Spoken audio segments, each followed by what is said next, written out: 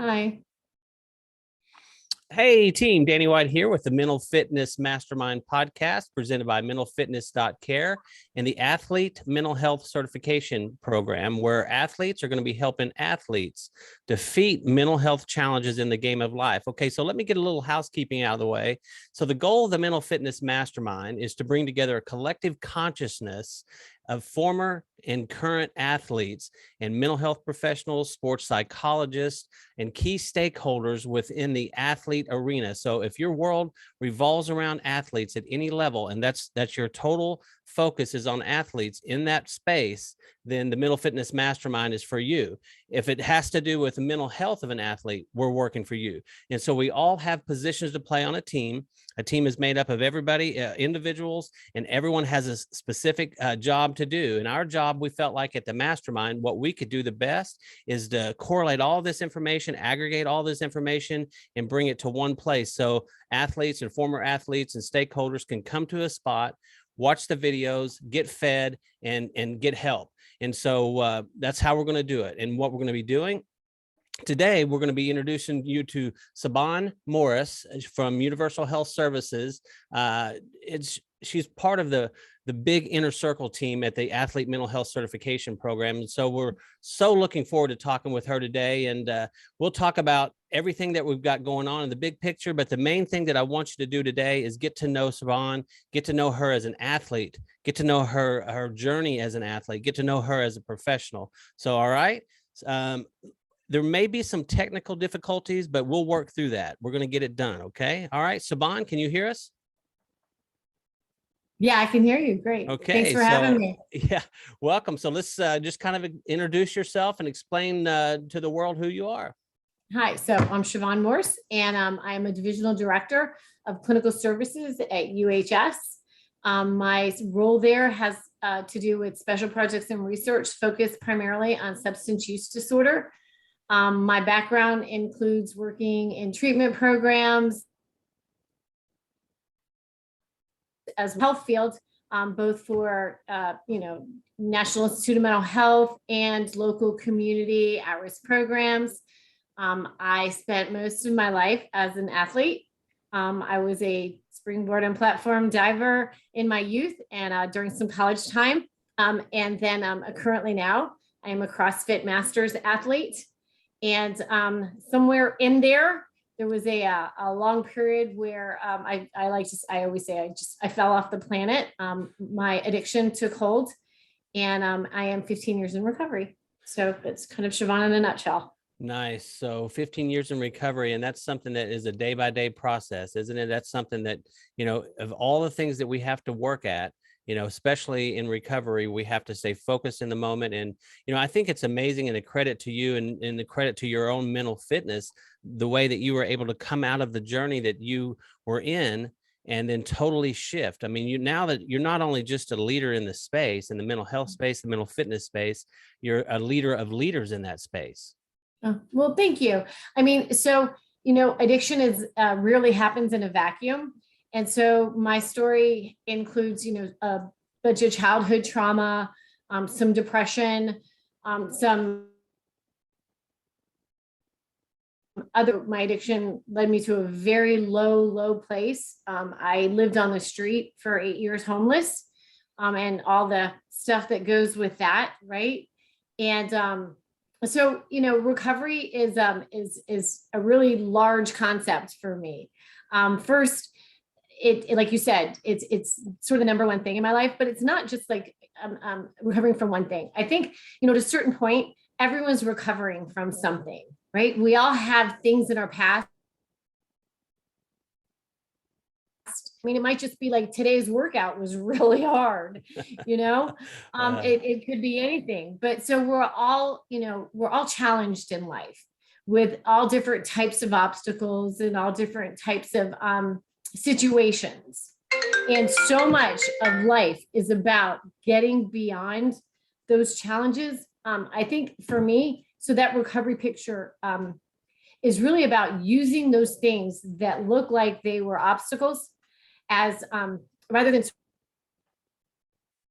sort of, and they're so heavy, setting them down and being able to use them to stand up and actually see just a little bit further as a result of them. Does that make sense? Absolutely. It makes a lot of sense. So we might have some technical difficulties, and I apologize to you and I apologize to the people that are watching right now. So if it goes from being froze to unfroze, then, we're going to work through that again, like I said before, but that's an amazing story. I know it goes deeper than that. So as an athlete, I mean, what is the toughest mental challenge that you faced as an athlete? I mean, you've been an athlete your whole life, or when did you really, obviously, as a diver, which, I bet you could relate to the Simone Biles, when the twisties, so to speak, not knowing where you're at in the air. I mean, as a diver, you probably could relate to that, couldn't you? So let me tell you, I can remember being 14 years old and learning 10-meter platform. That's about when I was really learning it. And I really get that 10 meters, right? And that's what you're flinging your body into space off of. And I can remember going to gym class one day, and the coach the gym teacher pulling me to the side and saying, "Hey, is everything okay at home?" Because I was literally bruises from eyebrows to toenails from hitting the water, from learning my dives. Wow. And just the background terror of that entire period of my life, being, so completely obsessed and focused on it. I thought about it 24/7. I was scared almost all of the time. Frightful of the water, frightful that's an anxiety. So it's this ambiguity. There's a piece of being afraid of humiliation. Right? There's this piece of being afraid of failing. Yeah. There's this piece of being afraid of hitting the water, but like in your head, you're like, I've had that happen, it hurts, but I move on. Right. So it's a very non-specific, at least for me, very non-specific anxiety that just is there all the time. And what we know about trauma is that trauma can be an event, or trauma can be the result of a low-level, long-term state of anxiety or fear, preparedness, right? And the same types of brain changes, the same type of impact is going to happen in either case. And the other thing that's really interesting is trauma is not an objective concept. Trauma is a brain injury that is subjective. PTSD has objective criteria. Oh, okay. Interesting. But it's traumatic for you, right? So it's extremely subjective. So, very outside, have not read all the articles, but the little bit that I'm familiar with, it sounds like there's been some level of trauma activation, right, in Simone Biles. So just sort of fast forward to now, CrossFit, never ever being able to really own my competitive nature in diving, right?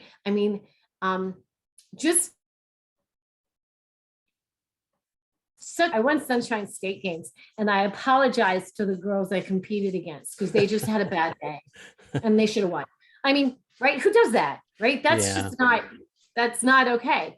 So fast forward, CrossFit's really given me the opportunity to own my competitive nature and to just, really be me, and to learn how to live into that and lean into that.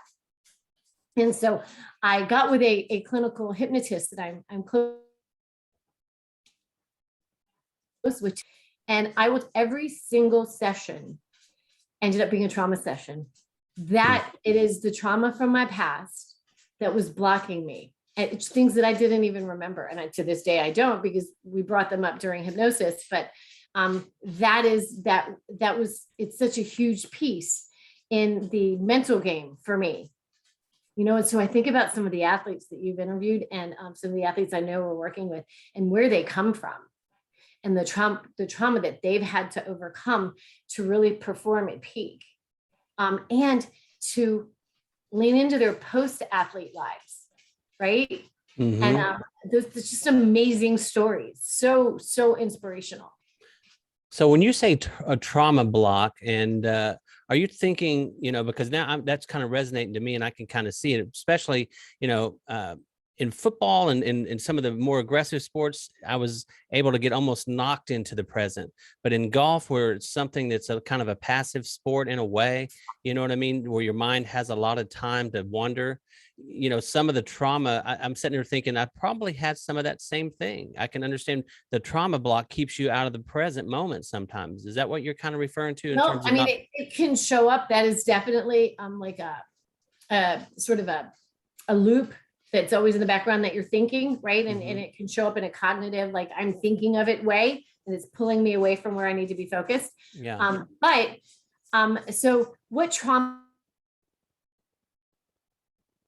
does changes the way that your brain works. The way that thinking happens is, you know, these are neurons, right? The connections, and we build networks based on relationships of things that happen together, right? And so you have all these connections, and it creates pathways, right? It interrupts connections, creates pathways that are negative, and you may or may not. So for example, there was nothing in me when I would compete that was thinking about past trauma. In fact, so much of the past trauma I didn't even remember.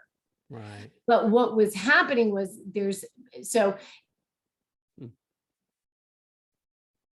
right. So for example, I mean, and I hate talking about things that happened with my dad, for example, because I love my dad. He was an amazing human being. Yeah. He's passed now. We had a great relationship, but you know, like all people, imperfect, and he made some mistakes. And so he was really angry with me once, and he yelled at me, "You're a loser and a quitter. I don't want you for my daughter," you know, that type of thing. Wow. And so he said that once, right? But very traumatic. Apparently, like in my head, like that was a truth. And so that was in the background, and it served as a foundation for belief system, you know, I mean, and it happened later in life. So it built on a series of other things that, earlier foundations, right? But so that all of those things contributed to, for example, you know, this whole I'm not good enough, I'm not, worthy. I never really sat around and thought to myself, well, you know, my dad said I'm not good enough, so therefore I'm not good enough, right? It wasn't like that. It didn't happen here. It kind of happens back here, but it impacts, where is it all controlled from, right? So it impacts the expression of this through this, right? Yeah. So that's another way. I mean, there's a number of different ways. That at 2019 CrossFit Open, I was crushing it. I was doing so great. And it was way better than we expected. It was like, this wasn't going to be my year. But I mean, it was like, oh my gosh. Right. And in the middle of one of the workouts, it was, I was doing a split jerk and my knee gave out. Oh man. I landed on the ground.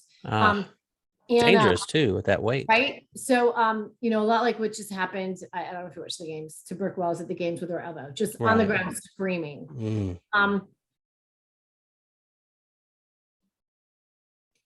So I waited 6 weeks, did the rehab stuff, started slowly, trying to avoid surgery, getting back into it. And I was alone in the gym training, and I was doing a very light, same movement, just a push jerks, but a jerk. And it gave out again, just worse. Oh my God. And I'm laying on the ground, and I know no one can hear me, and I'm screaming.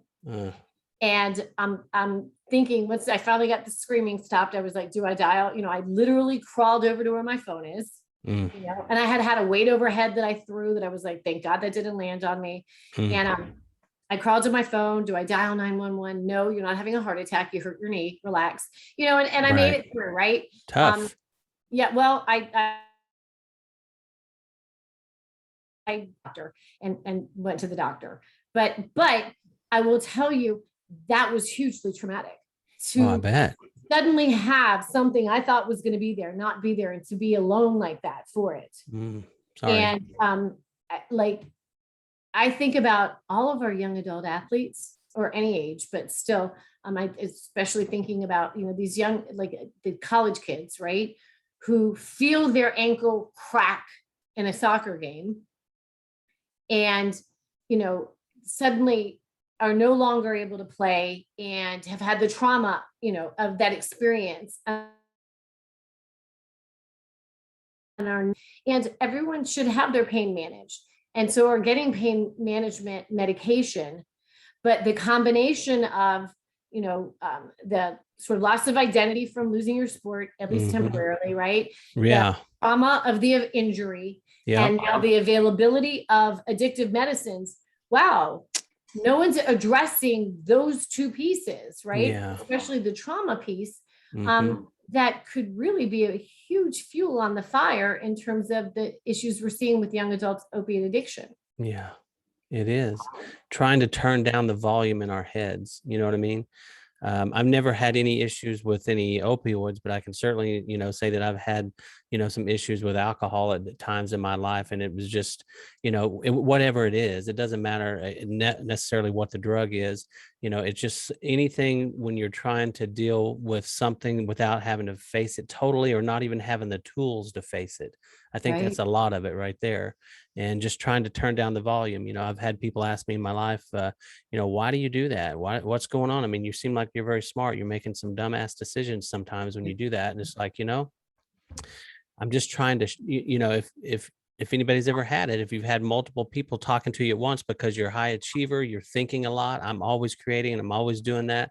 And I've got so many things going on at once. Sometimes I need to just shut something down, and it doesn't ever shut off. It just, Eckhart Tolle's book, The Power of Now, is really, he put it really good. He's just such an articulate guy. And he just, the way he said it, he said, when you have these voices, you have these subconscious thoughts, and, when you take a substance or when you do all these different things, it's not going away. It just mutes it a little bit.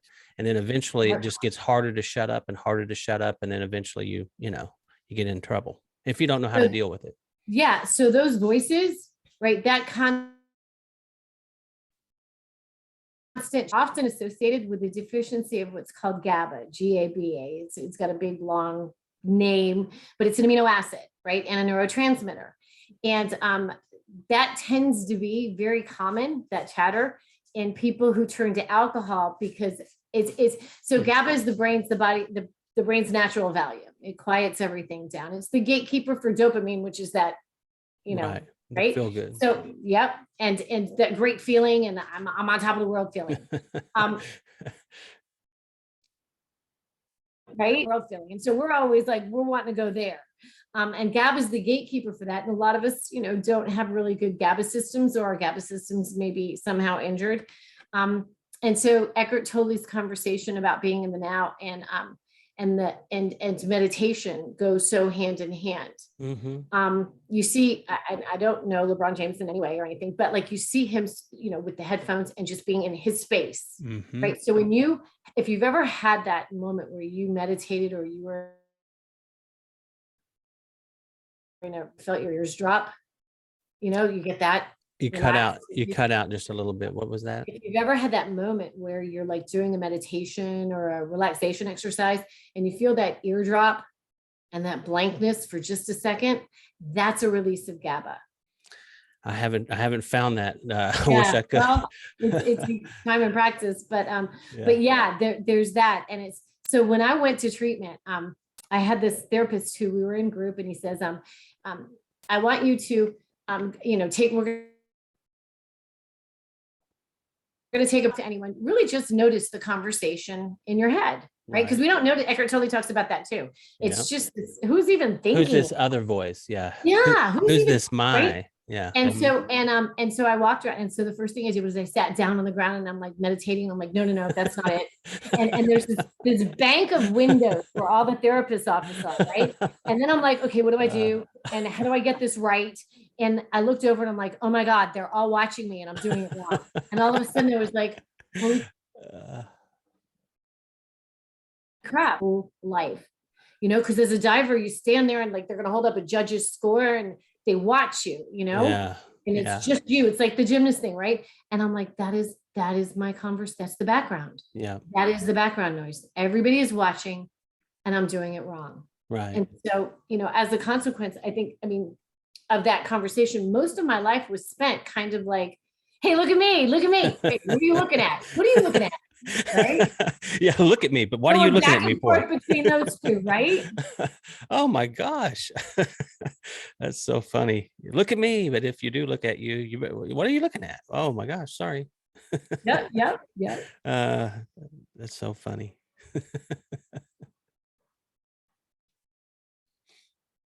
You cut out just a little bit. Are you still there? I'm back. I'm here. Okay, good. So, moving from that direction into, so how did you, obviously you have, because your body of work, demonstrates that, but how did you defeat that challenge, and how are you keeping it at bay every day? So, I mean, because it's a constant fight. I always say, your mental health and your mental fitness it's just like your physical fitness, because if you stop getting in shape and you stop eating good foods and you start eating donuts and cookies and Oreo cookies like I do, and Who you're doesn't gonna love an Oreo, right? you're gonna get back out of shape pretty quickly. But so how did you defeat it? And and how did you keep it at bay, or how do you? So, right. So I think a big part of this is the recovery conversation goes into remission. They're never like done. And as a matter of fact, we all have cancer cells.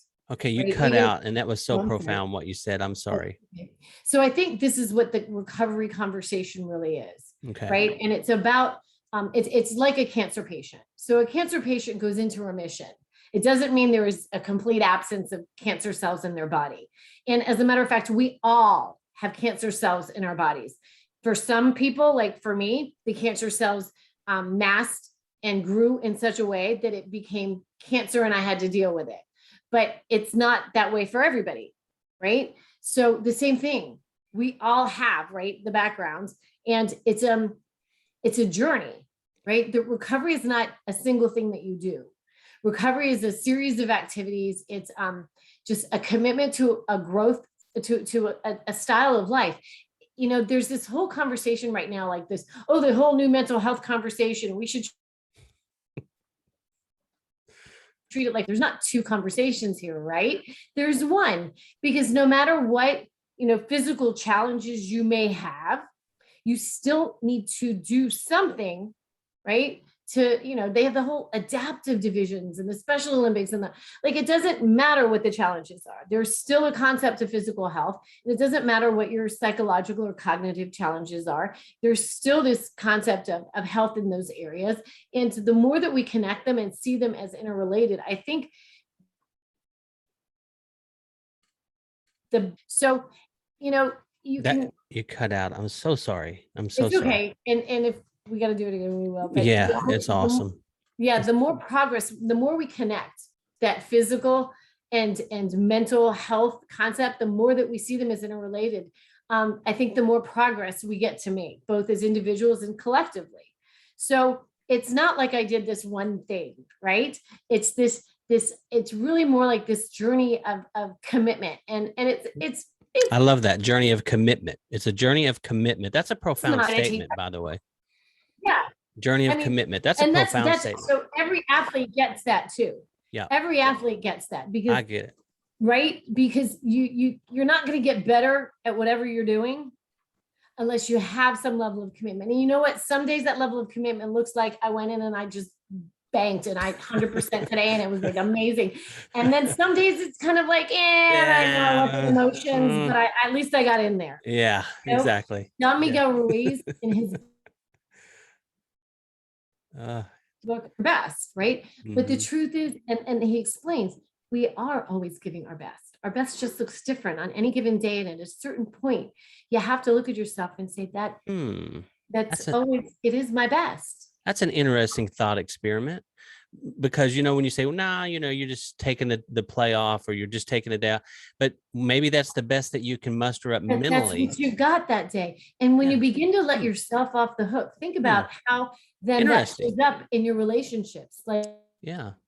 That's some good stuff there. That's some good food, folks. Right. But I get that that's your best today, and I'm going to accept you for who you are, because I know, because I get that.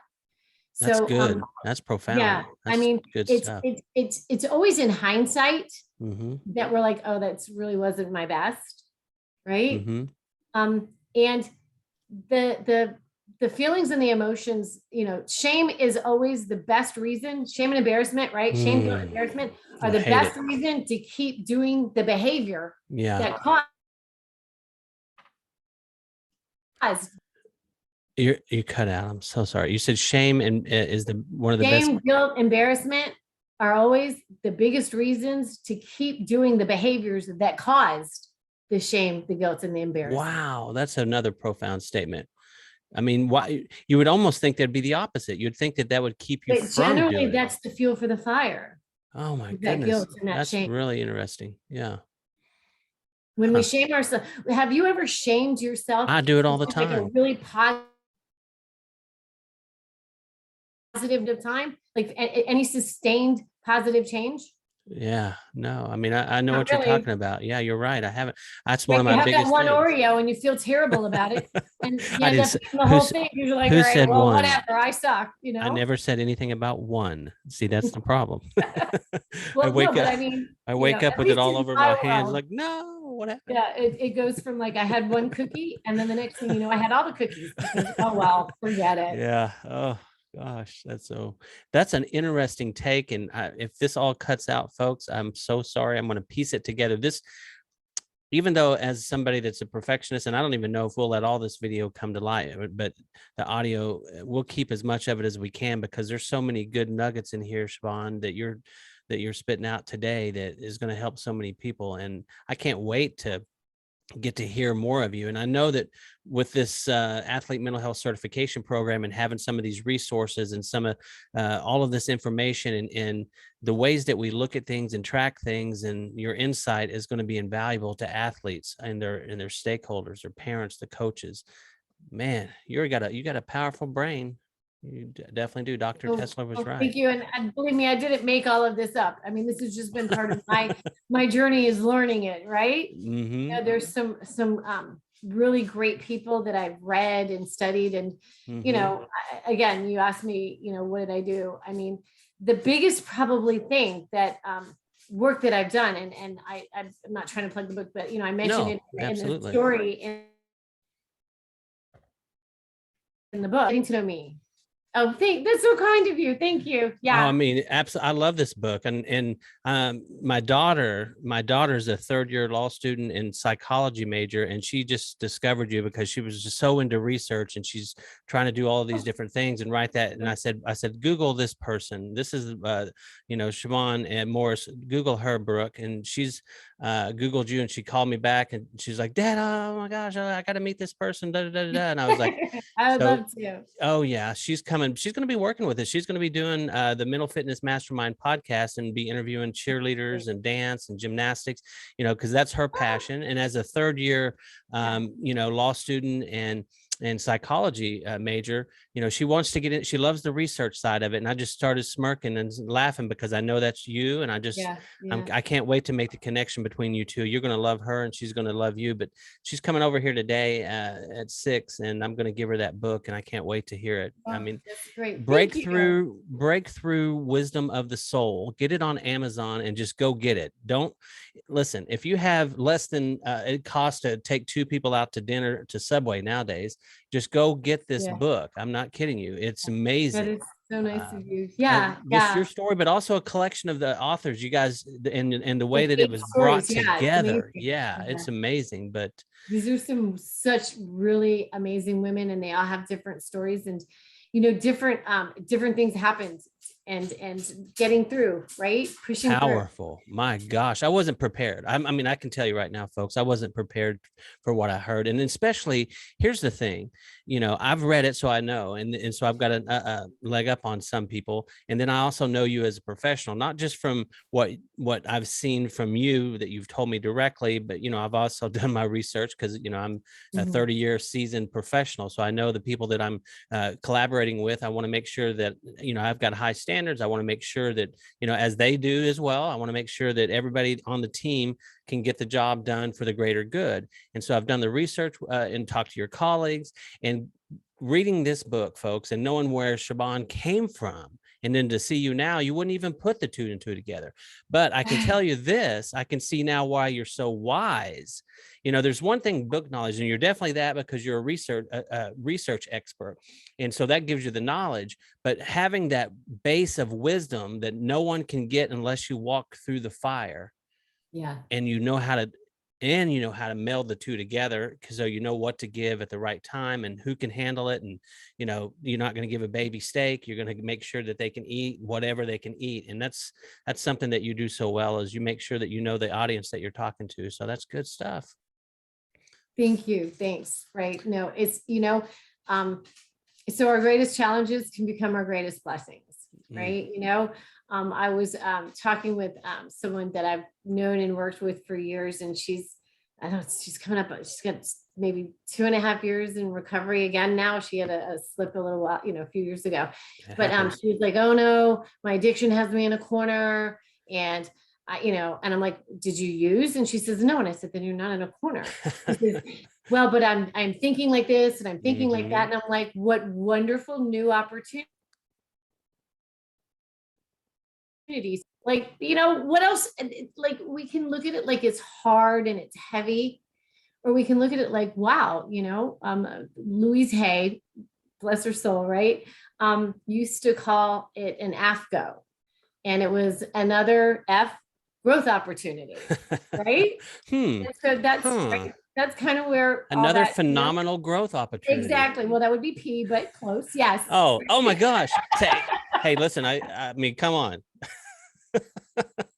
Right. So, but I mean, that's rule number 1, never insult the host. Perfectly right there. Oh my gosh, I embarrassed myself. I insulted my whole family. And sorry, Southern Arkansas University.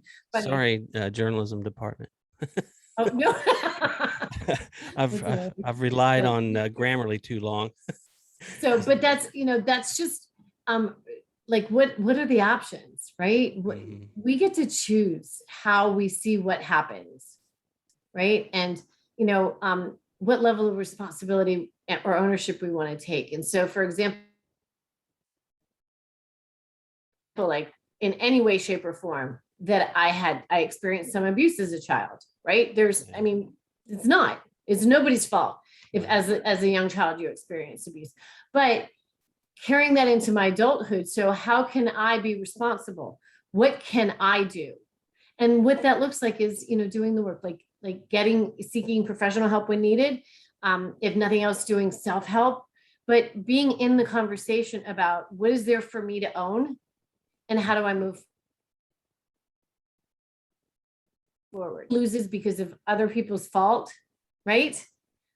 Is not that cutout. I'm so sorry again. Yeah, folks. It's okay. The athlete who always, when they lose, it's always someone else's fault. Yeah. Right. It's not really part of that team unit, and is not really being responsible for whatever their role is. Right.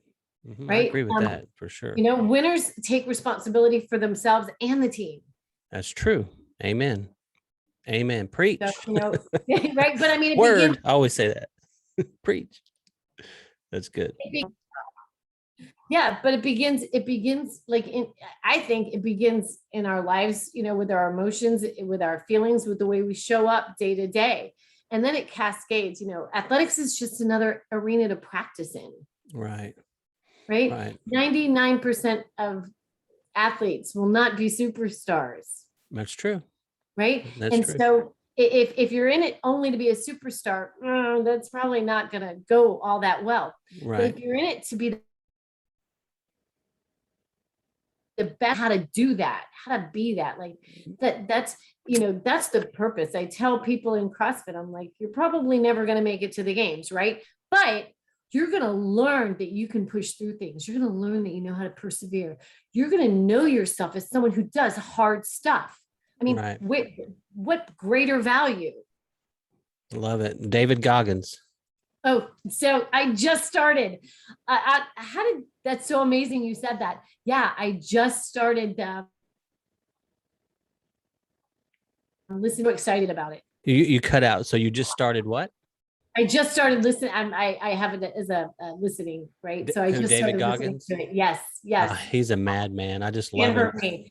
And I'll tell you, I haven't even gotten like a whole chapter into it. And I Yeah. was doing, so it was like games practice weekends, and I did all the Masters games events over the weekend. All right. They were really hard. And I kept saying in my head, can't hurt me, can't hurt me, can't hurt me. Go. Just go. Ouch, Just go. ouch, Can't hurt me. ouch. Ouch, that didn't hurt. Ow, that didn't hurt. So that's some great advice, and just, Yeah, right? stay in there, stay disciplined, stay work. It all comes back to work. You got to make the mind to work. You got to make the mind to work. I said something that just kind of how we all, when we're researching and we're searching for our own self-care and all this stuff, someone said a quote that said, hey, if you can't take the first step, you're never going to walk around the corner and see what's there. And Anthony Truck said that. And I thought, the way my mind works, I'm always translating things in a language that I understand. So if you say something, it's kind of like, there's a lot of translations of the Bible. And I actually did this years ago with another project, but, I can read something, and then for me, my mind just automatically translates it and spits it back to me in a language that I understand. And I just said, with the athlete mental health, I'm a fighter, and deep down, especially deep down. But then I always said, well, if you don't answer the bell, you can't win the fight. And so many times in our own lives, and as athletes, and as professionals, but especially in athlete mental health, if we don't answer the bell and step up to the challenge, then how are we going to defeat the mental health challenge? It's just going to always kick our ass. It's always going to have one up on us, because it's always going to answer the bell. It's never sleeping. And when you knock it down, it's going to get back up. On this side of eternity, at least, it's never going to go away. You're always going to have to fight it. It's just going to be a fight. Now, the fight might seem more extreme at sometimes, and you might be taking more punches, but then other times, you'll win, have the upper hand. But bottom line is, if you don't answer the bell to fight it, you're defeated already. Does that make sense? Or was that cut out and only I heard? Yeah, that? no, absolutely. And so that's amazing. And there's that conversation. So then when it comes to being like that, disciplined, hardworking, competitive athlete, but there's also that conversation in terms of like, we've been talking about like just mental fitness. Right. Right. And addressing those things that were, at least until previously, unspeakable. Right. Right. Mm-hmm. That look like signs of weaknesses. Yeah. Yeah. I read a piece today. Barely able to get out of bed thing, whatever that looks like, the fear, being afraid, being too embarrassed to speak about your fears, and how they're impacting you, and the anxiety that you feel. I think there's still a lot of, you said taking something and addiction or substances just mute the conversation. I still think there's probably a lot of that going on. Right. And there's a big fear of reprisal, fear of shame. But until you can have those tough conversations on your own behalf, right, and reach out and get help, it's not going to get better. And every single one of these things that we're talking about will progressively get worse. It may be slow and it may be fast, but they are all progressive. It's basically like thinking that you can wish away, your diabetes. Yeah. Or a broken bone. Right. Right. Mm-hmm. Mm-hmm. You think, it now I read a piece today. I think it was in Vox. I might've shared that link with you about, this next Generation Z, the athletes of Generation Z, but actually the population of Generation Z has been a lot more open, because our generation was a little bit more, candid. We're a little bit more hidden, because we didn't have the social medias. We didn't have that interaction to share selfies, to show ourselves out there. But this younger generation coming up is used to putting themselves out there and used to seeing all of that. And so they maybe have not felt as bad about speaking up for themselves when they're not feeling good, versus kind of hiding it. You think that what's your thoughts on that? I think since because my dad was from the greatest generation, right? Yeah. Mm-hmm. They didn't talk about anything. at all, ever. Never. And that's Even when he they was a should have. complete rageaholic, right? It just exploded when it exploded. I was usually the one in the room. Sorry, I'm not laughing about that. No, it's I can relate to it. Bill Burr tells that story. That's so funny, that comedian. and I think, right, yeah. So over time, we have become more open, with each generation. So I think there's a level of acceptance of people. I come from a time period I can remember being, a young woman at a party with my family. And there was this very rich and posh woman standing, smoking a cigarette and holding a champagne. And type of thing. And that was, you couldn't be, it was all about being thin. And today, like, people are a lot more, I don't want them to be unhealthy about it, but a lot more accepting of, real thin is not actually a symbol of health. No, not at all. Right. And so, I just think it's really interesting. I mean, it's very healthy to be more self-accepting. It's people are more accepting of the of each other in that way, in at least in small groups, friends really being support and get treatment, but not necessarily like shaming or shunning them, right, because they haven't. Right. Whereas in the past, I think that's kind of more the way you did things. You just, you shunned people. You hid your authenticity. Yeah, you will absolutely. You hid it. Being vulnerable is much more vogue now. Hey, listen, whatever it takes to start the conversation, keep the conversation going. You got to take, is that type of thing. So, yeah, but I mean, hope is that thing that you can share, and it's the belief that something new or different is possible. Something is possible, and you get that by seeing the other people model that. So hope is so powerful. I mean, I was just thinking about that the other day. I was talking to my wife, and hope is probably one of the most powerful, brightest lights in the world. You can have everything. And as you go through transitions in life, and I've certainly done that and been through those things. And then when you feel like you've done everything that you possibly want to do, you've experienced everything, and then you've slopped back down and you fight yourself back up and you go back down and you fight yourself. And it's kind of like, if you ever lose a little bit of hope, boy, you talk about a dark hole you can go into now, and talk about athlete mental health. And that's one of the things that we talked about on the other podcast with Taj Deshawn. He lost hope because he was good, but he felt like the coach didn't recognize his talents. And then the player ahead of him, might've been a step ahead.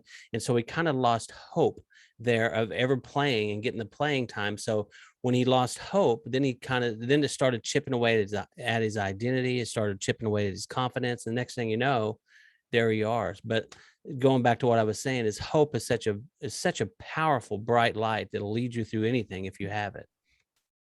Yeah. But if you don't, Katie bar the door, as they used to say back in that great generation. What they say? Katie bar the door. Oh, got it. Yeah. Have you ever heard that? Yeah, no, I haven't. Yeah, it's basically like Katie bar is like a crowbar. Is like when someone's coming in to break in, you Katie bar it. You shut the door and lock it. I get it. Okay. So your daily, I mean, I kind of know, what's your daily mental health, mental fitness workout? We all have one. Is it meditation? Is it just, I know yours is CrossFit. It's a big deal, but tell us what your daily workout looks like mentally to keep mentally fit.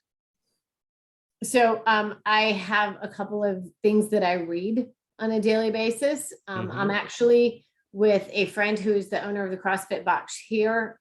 We are exploring Proverbs together.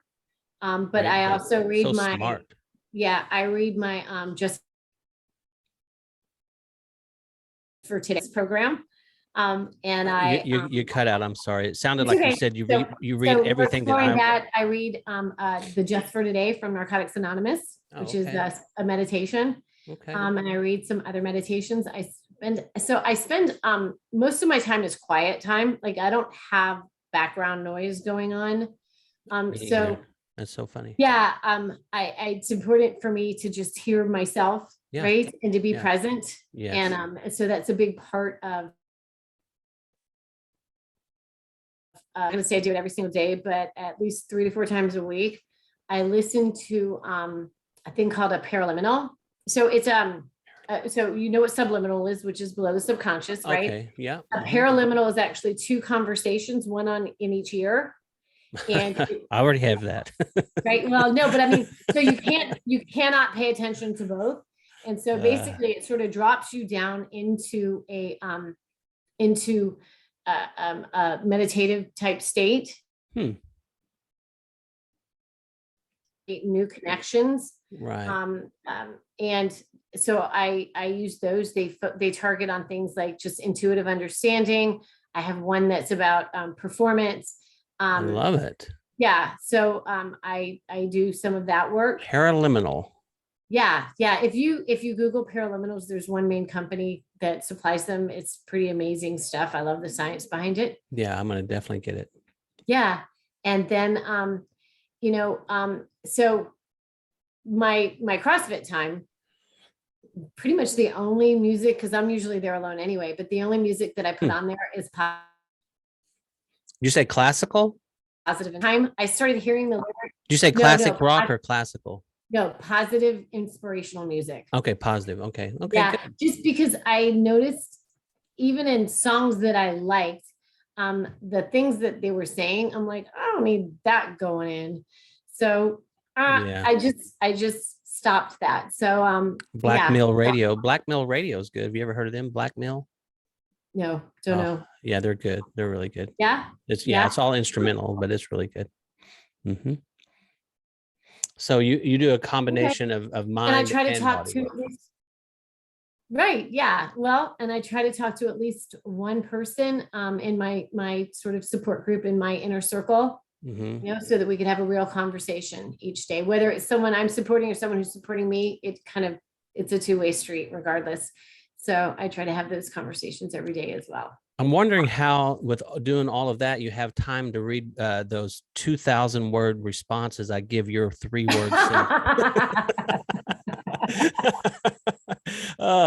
I got another professional colleague, mentor that I work with, and he goes, Danny, listen, sometimes you don't have to give me the complete thesis of what he might ask me or might say something, goes, what are your thoughts? What do you think about that? Or this or that. And then all of a sudden he just gets me going and my mind just goes, bam, I'm trying to solve all of it at once.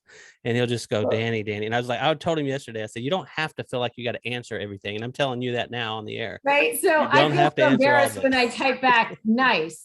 Yeah. Or the old proverbial GIF with the thumbs up. I'm like, okay, I want you to know I read it, but So then what I've learned to do, folks, is what I'll do is Siobhan, because I want her input so bad at things, I'll follow her around the internet. I'll send it to her on Facebook, and then I'll go, she didn't respond quick enough. And then I'll go to LinkedIn and go, what up?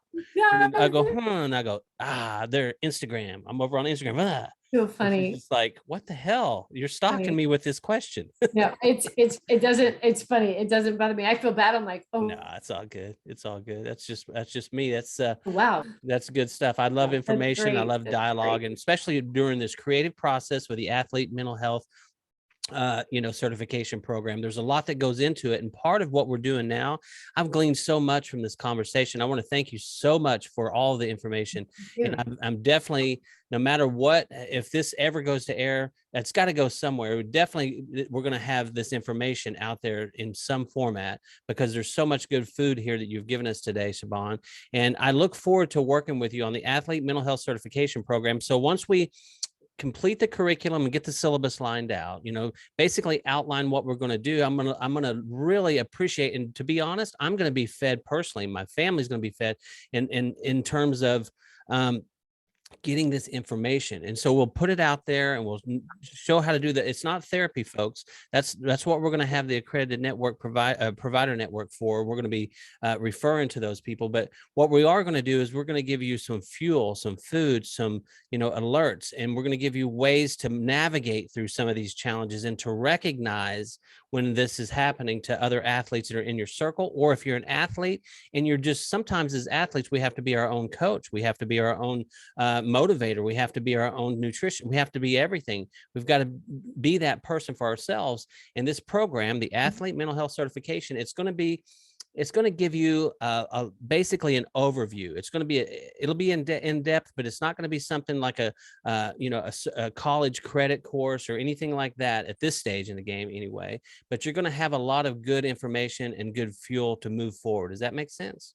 It makes absolute sense. I'm really looking forward to working with you on it. Fantastic. Okay. So that's it, folks. You know what? I know that you've enjoyed it. I've enjoyed it. I'm sitting here thinking I could talk to you forever, but for now, we're going to go ahead and sign off. And Siobhan, I appreciate you so much. Thank you so much for coming today. Thank you. Awesome. Okay, guys. Well, have a good day, and until the next time. Okay, bye.